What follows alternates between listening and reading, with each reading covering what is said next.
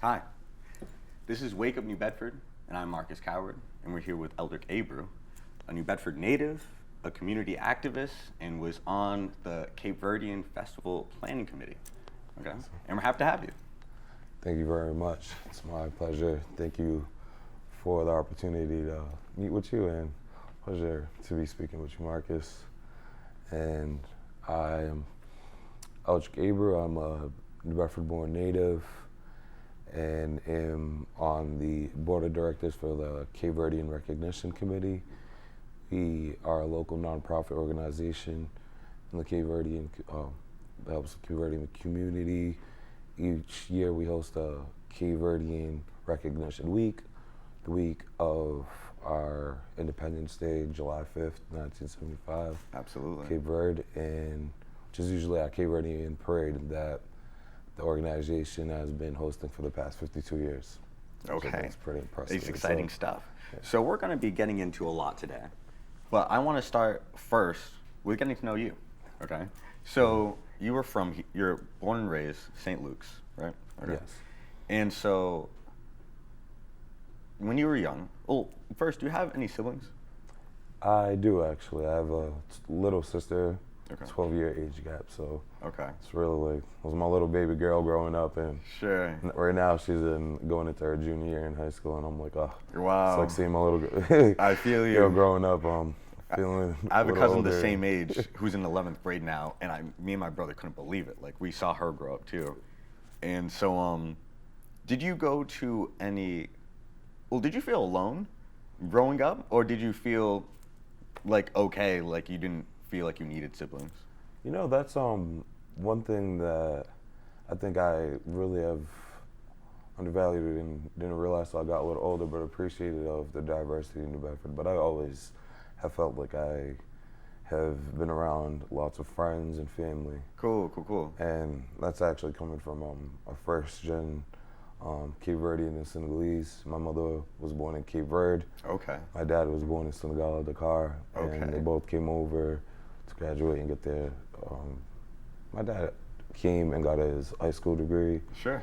I think he came around 15, and my mother came around, I think, 19 and got her GED. Okay. And most of my mom's family actually is still over in Cape Verde, Really? came over. So my immediate family wasn't usually always right there, but I had some, that's one thing I've said in my Cape Verdean side of the family. I'm like, if we're not family, we're a cousin of a cousin. Yeah, for sure. No. And it's the community here in New Bedford, especially with the Cape Verdean community, is so real. Because aren't we number one in the U.S. for Cape Verdean population? I think they're, due to some higher cities now, have some higher populations. Sure.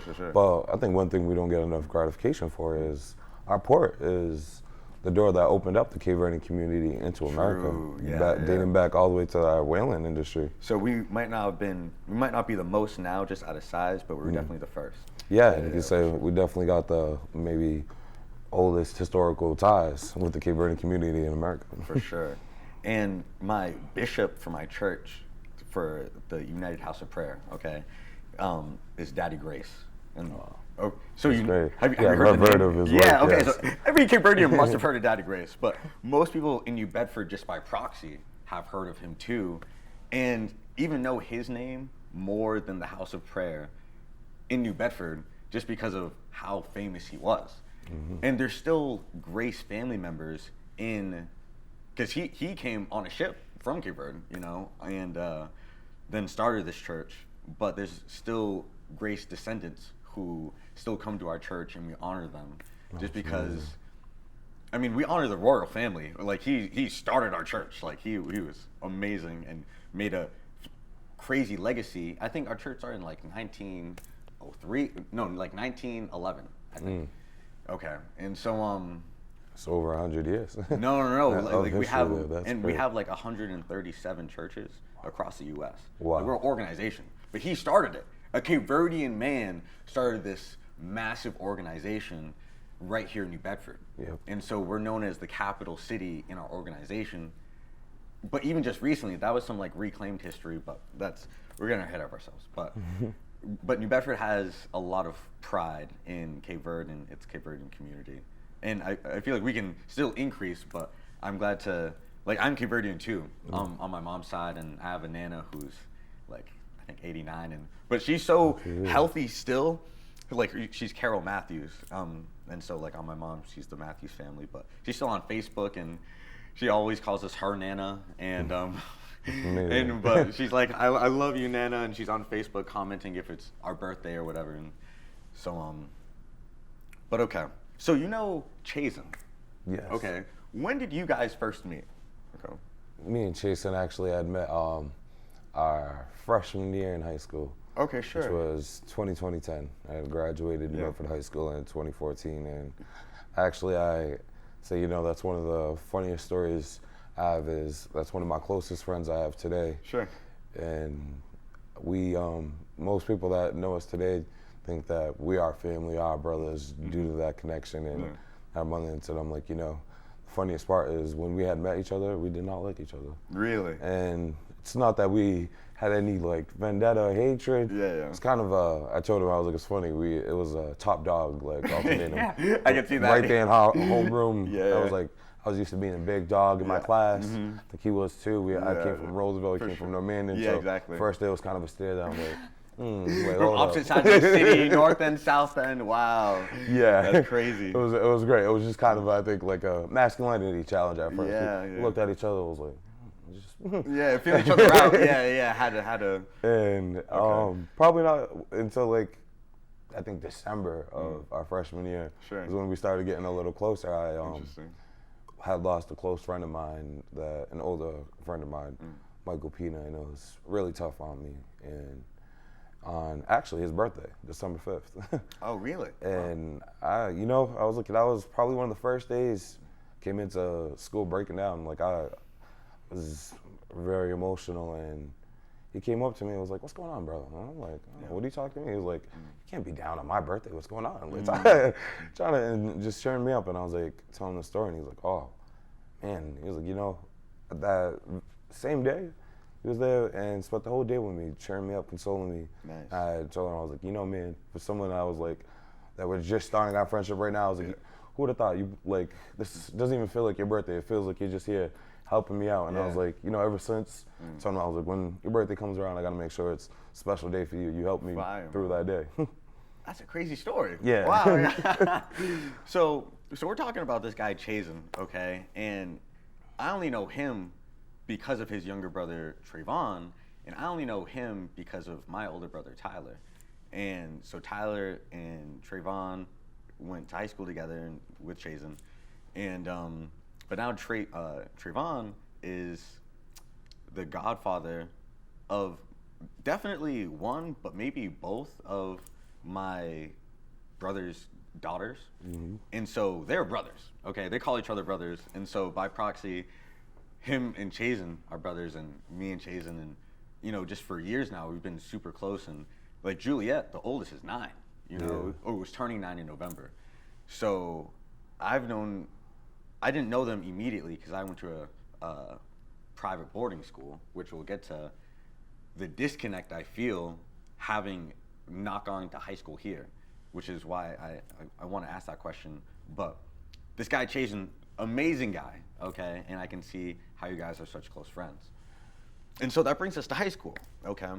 How much do you feel like your high school experience connects you to your identity as a New Bedford native? Oh man, that's something I hold on to pride still to this day. Yeah. I'm proud to have gone to New Bedford High, to be a New Bedford Whaler alumni. For sure. Yeah. And I think immediately my freshman year, the energy that going to New Bedford High had gave me was, I felt like there was a real negative propaganda on high school. Like, For sure. It's not that many super talented, educated kids. There's a lot of fights. There's this and that. And I'm like, you know, I think sometimes people overlook how large of a school base that we have. So usually what's highlighted is only the negative. But I was like, you know, I had graduated with some kids that went to all Ivy League schools. A colleague, a close friend of mine that right now is in Florida working, got on a NASA project as a Amazing. ground tech. Yeah, and Sure. I'm like, believe me, the issue was not education. I was like, Sure. or the opportunity of talent there. We had talent, we had education, it was just the negativity that was being promoted and highlighted. I was like, I had an opportunity my freshman year when my favorite subject was always math, and I had asked if I'd started some pre-AP classes, and I asked if I wanted to challenge myself if I could take an AP class. Great. Okay. An AP math class my freshman year, and they were like, That's "Oh, super no." impressive. Yeah. Okay. And I was like, and that's what my counselor told me. Like, well, that's really impressive. You got some aspirations, but maybe usually it's ahead of yourself. Yeah. Yeah, they're like, maybe you're a little bit ahead of junior yourself. Year, maybe. Yeah. Okay. Yeah, they're like, that's actually exactly the response I got. For They're sure. like, usually we don't have our students looking into AP classes till their junior year. Yeah, So no, for sure. try pre-AP Literally. class first, and then see how you like it, and then we can move forward. So what'd you do? So I had taken pre-AP Algebra 2. I loved it. That year, I was later on taking geometry. I said, out of all my math classes, that one was where I felt like was probably like my least strong, where my weakest strength was of it. Sure. Okay. And that was and by that I was like, that was one of the first MCASs that I really felt like I needed to study for math. Sure. Okay. I was like, usually it just came natural to me. And it had cracked me up because later that year, my teacher had, after I'd taken my MCAS, was like, "Oh man, that was great job, thank you." And I'm like, "Great job, thank you." And he was like, "Yeah, no, you did a great job on the MCAS." I was like, "How'd you know? We didn't even get the results yet." He was like, "Oh, I got a result." And I was like, "Why is that?" I was like, when I said you did good, he was like, "You did really good." Really? So when I got that back, Okay. I only got a few questions wrong. I almost got a perfect Wow. score on that exam. Thinking, I was like, math is where I had felt comfortable, and I told him, I was like, wow, thank you. And he was like, no, thank you. You made me feel like what I've done as a teacher has done great. Absolutely. And I was like, That's the biggest that was great. compliment. Yeah. The next year, I ended up taking in my sophomore year, my first AP class. Ended up being AP history. It was the first thing they had recommended. And Standard Times at the time came to Bedford High to speak with me. Okay. Because I guess it was I was one of the first sophomores to take an AP class in like about 5 or 10 years. Wow. Okay. And they were like, "Oh man, what had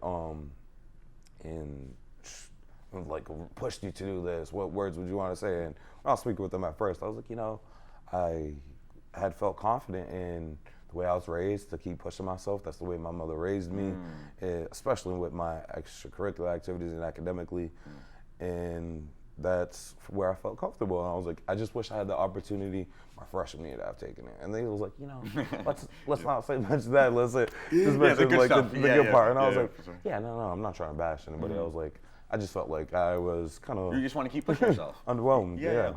So we had spoken. That was a great opportunity, and I had taken AP classes for my rest of my high school career. In my senior year, I had taken AP physics class, which I was advised not to by one of my student counselors, but only because I was in varsity football, varsity volleyball. I was also with Jason and on the varsity football team, and we were part of New Bedford show choir. Yeah. So we had a very full super schedule. proud of show choir. Yeah. That's one As thing you I've should said. be. Yes, Yeah. I was so proud of being in show choir. And one of my friends told me, he was like, I'm not actually after my senior year, it always cracks me up. He was like, I never had seen somebody like you, Eldric. And I was like, what do you mean by that? He was like, I see people that if they're usually a nerd, they're not usually like working as like someone acting around it. Yeah, and he was like, you're so well rounded. He was like, man, you were never afraid of being nothing. He was like, you can see your competition. He was like, when it was academically, you wanted to be the top in that academics. He was like, when we're playing football, I always seen you going and reaching for the top. He said, and then show choir. He was like, man, who would have thought? I was like, when I told somebody, I was like, oh yeah, this kid, and grew up from Monty's Park. He was like, man, I would never thought that in my life. And I told him, I was like, what? It's what you're interested in. And that senior year, I had taken that class with one of my best friends, Camille Lobo. I got a 4 out of 5 on my AP exam, and I got a Pell Grant that helped pay for my college Amazing. experience going to UMass Dartmouth. And till that day, I told, one thing I have realized in different diverse communities, but minority-based communities, I think the reason why we aren't reaching those high levels that they like to paint onto us is because our curriculum is set low. They don't push our standards. Wow. That's actually super deep. And not in any wrong way at all. Like we want to make sure our kids are succeeding. We put it to a level. But that's one thing when, even part of my job now that I'm working with New Bedford Ocean Cluster, we're a nonprofit based around the marine industry. And our 4 pillars is commercial fishing and processing, marine innovation and technology, aquaculture, and offshore renewable energy. And when I first had heard of the offshore wind industry coming into New Bedford, there was a community meeting I was at, and they were like, we're having a difficulty finding some skilled technicians. Where do we find some people who would be interested in this and are educated enough? And I was like, man, we have one of the biggest vocs in our vocational high schools in the region. I was like, a lot of those trades will lead hand in hand into it. I was like, and there's plenty of people who are, I'm sure, interested in AP curricular level in New Bedford High School that would have, because me and my friend going out of high school, interested in engineering, and we had an idea. I was like, I told him, I was like, I want to do solar paneling in Cape Verde and make some, I was like, help one of the biggest economic deficiencies. What a dream. Make some money over, and, I could be doing some international business. Wow. And I called him when I first found the offshore wind. I was like, man, if I knew about offshore wind coming out of high school, I think this might have been my career. Really? And I told him, and I was like, but I never, ever would have found myself interested in engineering if it wasn't for that physics class. And if I would have listened to the caution of not taking that physics class, I might have never even opened that door in my life. So who was your teacher, your physics teacher? My physics teacher was actually, which is a really funny story too. Our teacher had retired in the beginning of the year, so we had a student aid teacher from UMass Dartmouth who was in his master's program. Really? So my teacher was only a few years older than me. Yeah. No, so literally. Starting it off, that was funny. His name was Steve Tachi. Steve Tachi. And so, like, when we had first met, I was joking around. I was like, I was psyched in class and could call him Mr. Tachi. I was like, but after school, I was like, well, a few years of age, can I just call you Steve? Yeah. What did you say? And he was like, as long as we keep that respect, why not? Yeah. And I had, my freshman year at UMass Dartmouth, he was actually finishing up his master's degree program there. Yeah. So when I had seen him and I was like, hey, Mr. Tachi, he was like, no, call me Steve. He was like, you don't need to be called Mr. Tachi. Make me feel old now. He was like, now I'm feeling old. Yeah. He was like, I was just a teacher back then. He was like, now we're colleagues. He was like, just Mr. Tachi. And I was like, I was like, all right, Steve, I got you.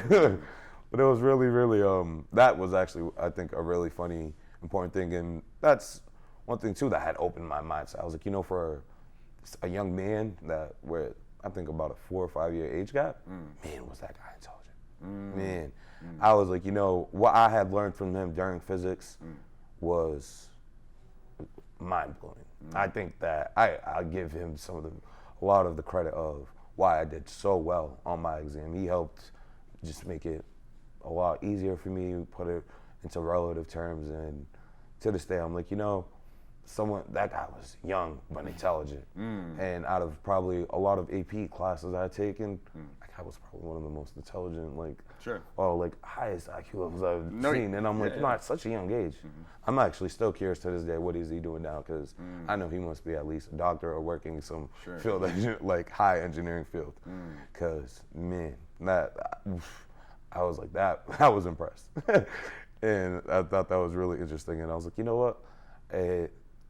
I think one big disconnect between our age group and an older age group is we feel that like our opinion sometimes isn't valued.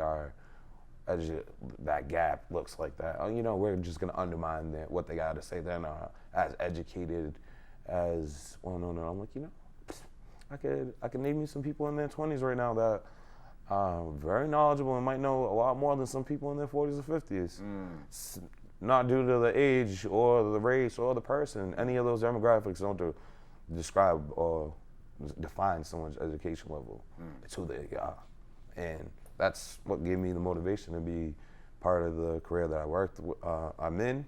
And I think kind of breaking the ice of being, I guess, frightened at first to work with like state legislators, city politicians, different things, like taking out that barrier, like, oh man, I'm gonna speak to the mayor. If I don't say it right, he's gonna be like, oh man, this kid doesn't even know what he's talking about.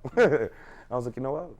After I was able to, I was able to get that connection and realize, you know, we're both just people. Yeah. And one big difference I've actually enjoyed working, and I'm usually around in older communities, like, you know, with knowledge comes experience, and that's something I've learned from older people. Their experience is something I'm not going to learn from a book. I'm not going to be able to just pick up, and we can learn with that. But our diversity and what's going on nowadays is something they need to acknowledge as well and take, because, you know, I'm like, part of the reason you guys aren't connecting is because you guys don't want to listen to the ways we're talking about on communicating, whether it's through a podcast or social media marketing. They're like, oh man, that doesn't sound professional promoting on Facebook. And I'm like, you'd be shocked on how much of a wider market you would make. Yeah. Like, I just did a master class about communication, okay? And it was offered through Instagram, but it was through a guy that I had known for a while. His name was Vin Gang. And usually wearing just this white shirt, kind of 5'6" Asian dude, but he's usually teaching people how to speak, okay, and how to be more professional and how to have more confidence. And when he offered this free masterclass, it would be 2 hours, okay, from 7:30 to 9:30, and it would be from people all around the world, and you just listen, you can take notes, and at the end they'll offer you some free stuff. I'm like, okay, why not? Okay. Yeah, and so I did that class and was taking notes in my phone app while I was watching it on my other phone, okay? And I learned so much. I took probably 2 or 3 pages of notes on my phone just about different frameworks of communication, okay? Exactly. And listicles, and it was super interesting, and how to try and apply stuff. But a lot of what our advantage is as young people is that we actually try stuff, and that's how we learn. But I feel like the phrase "old dogs don't learn new tricks" is applying more and more with the old people as technology is getting more advanced, as the culture is getting more diverse, and they can't keep up with all the lingo, and they're just saying, you guys aren't as smart as us, but you guys just aren't keeping up with us, you know. So with that being said, and that's amazing. No, yeah, free knowledge like that, you can't will only be something to your benefit, because I had taken actually a similar course in one of my old positions at Whale Waterfront Historic Area League as a community outreach coordinator with some local community advocate experts, and they were talking about diversifying your organization and your board. They're like, you know, it's a good way to focus or start making a plan. Realize the audience you're reaching out to. See who you're not reaching out to, and that's what you focus on. Because sometimes we get mixed up. That's a gem right there. I was like, you know what? Yeah. Like, whoa, we look past that, because she told her, and I was like, you know what? This older Vietnamese lady that had taught me so much. She was like, when we think diversity, sometimes we just think different races. She's like, but no, that's having us overlook. Diversity is different age groups, different income levels. Yeah, like diversity of problems. Exactly. Diversity of problems. And I had told him instantly, and I was like, you know, this is exactly, I was like, I've been on some boards where I'm like, I'll put something up, and they're like, oh, no, that's not how we do it. And I'm like, you know, that's probably, and that's why later on this month, we're going to say, man, not one person under 40 liked this post. I mean, like, this isn't the way my generation, I'm trying to give you some information that can help reach out, not only to help our organization, but help too. And I'm like, we overlook the age difference and age gap. There's a diversity within that. The way we get information and give our information, our social dynamic is a lot different than somebody from 20 years ago. Oh, absolutely. It didn't even exist. Yeah, I was literally. like, right now they're like, oh man, let's, like for example, I was on a board. They're like, oh man, we got to make sure we put this. This is going to be a great event. The youth will be really, really interested with this. Make sure we have to on the cable, get on the cable access. And I was like, that's a great idea. But I also told them, I was like, make sure you share that social network. And they're like, oh, well, the cable access should do enough. And I'm like, I'm going to tell you, I was like, to be honest, I told her, I was like, to be honest, I'm a 28-year-old man. I was just speaking with all the friends I know. I don't think I know one person that has cable. that pays for it. Yeah. I was like, we have TV subscriptions. Yes. We have social media. Yeah, We yeah. might have Netflix, YouTube. YouTube. Yeah, literally. I was like, different ideas like that. But Yeah. I was like, that great information, they're going to miss out. But also because we're not going to their platform. Yeah. And then the very next day, actually, in our committee this year, we did during our Cape Verdean parade, we decided on our Facebook to do some lives. I helped with some drone footage and promoting it, and one of our posts got over 600,000 views and like I think 60 shares. We had people in Cape Verde posting on commenting on it.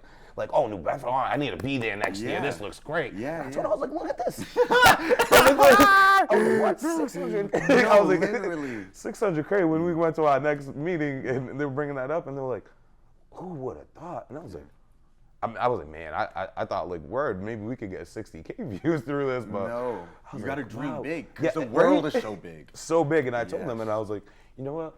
It's the little things we overlook. I was like right now, I was like, I have my Facebook for part of my social media platform to promote, but also family. Sure. I'm like, my family in Cape Verde, they don't got an Instagram. They might not have a Snapchat, anything like that, but they'll have a Facebook. Sure. I was like, we don't realize, like, That's we have a interesting. translation app right into it. We don't realize. Somebody could post something in Spanish. If you're reading in English, it's already translated for you.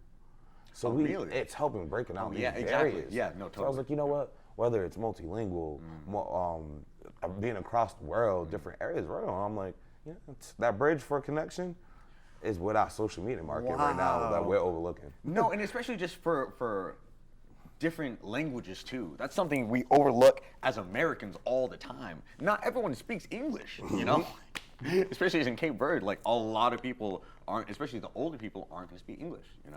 Or is that true?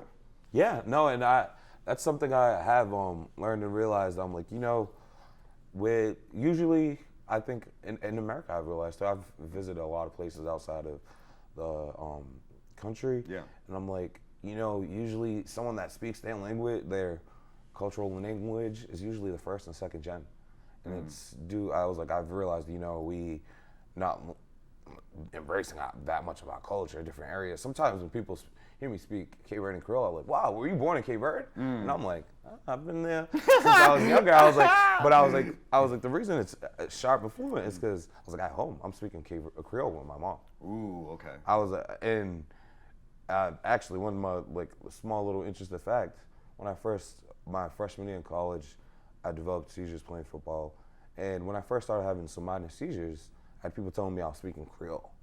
Oh, that's so interesting. When I was having seizures, I was like, wow, what? that's crazy. I was like, that doesn't, why? Yeah. So I started thinking, I was like, when I had some minor seizures, I was going back to just first natural impacts, just human nature impacts. Sometimes I would be things. Yeah. So I had called my mom and I was like, Mom, let me ask you a question.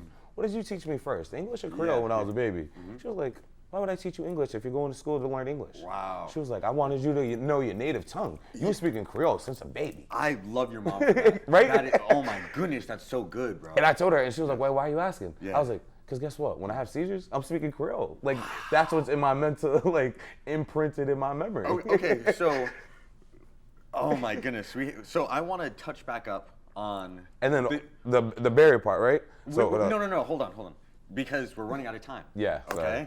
No, this is great because we're going to have a part two. I want to touch back up about the different languages, okay, Yes. and being multilingual. And the question I want to ask in part two where you can answer is, do you think in English or in Creole most, or do you even, is it both, But you can answer that in part two. Yes. Because this has been an amazing conversation here in Wake Up New Bedford. I'm here with Eldric Abreau, and thank you for watching. Catch us in part two, where we'll finish this conversation and talk more about what Eldric is into and more about the state of New Bedford right now. Thanks again, and catch us in part two. Peace. Thank you very much.